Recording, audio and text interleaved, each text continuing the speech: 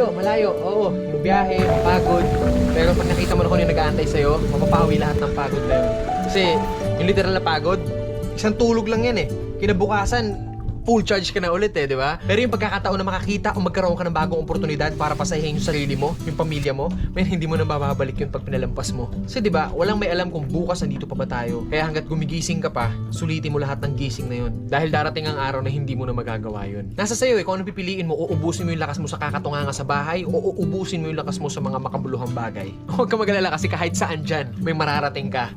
Alam mo na yun. Hindi, ganito kasi yan. Dahil lang alam mong matagal at mapapagod ka, hindi ka natutuloy. Tsong wala kang mararating kung hindi mo pipihitin yung susi sa loob ng ulo mo. Gaano man kataas ang pangarap mo sa buhay, wag kang matatakot sa pagod at sakripisyo dahil parte yun eh. Hindi ka makakakain ng kanin kung hindi mo sasaingin. Hindi ka makakakain ng ulam kung hindi mo lulutuin. Lahat ng bagay kailangan kilusan mo muna sa umpisa. Hindi tatakbo ang sasakyan kung hindi mo sususian, kung hindi mo lalagyan ng gasolina. Hindi yun tatakbo sa kung saan mo siyang direksyon dapat dalhin. Kailangan kumilos ka. Kailangan ng lakas mo para marating mo kung ano yung gusto mong marating sa buhay. Kasi kung hihiga ka lang dyan, walang mangyayari talaga sa'yo. Hindi po pwede na inaasal natin lahat sa Diyos na parang nasa Diyos. Lagi kong idadasal sa Diyos. Hindi po pwede yun. Sabi nga nila, di ba, nasa Diyos ang awa, nasa tao ang gawa. So depende yan sa'yo kung ano yung gusto mong kilos. Sabi nga, work smart, not hard. Hard work nga yung ginagawa mo, pero sablay naman yung mga diskarte mo. Wala rin mangyayari, di ba? Smart move yung ginagawa mo, pero swabe lahat. Kailangan mo lang talaga gamitan ng tamang isip at tamang puso sa lahat ng bagay. Ang pangarap, parang kang nagtatanim ng puno. Malaki pangarap mo, malaking puno yung kailangan mong itanim. Hindi naman pwede maghukay ka ng mababaw lang. Hindi naman pwedeng konting tubig lang yung ididilig mo dyan. Kung gusto mo ng malaking puno, malaking trabaho ang kapalit nun. At nasa sayo yun. Then pag nagbunga na yun, hindi po pwede na hayaan mo na lang bumunga yan dyan. Hindi. Kailangan pa rin ng maintenance. Ganon din sa atin. Kung ano yung marating natin, nandoon na tayo sa taas, hindi po pwede na halalantutay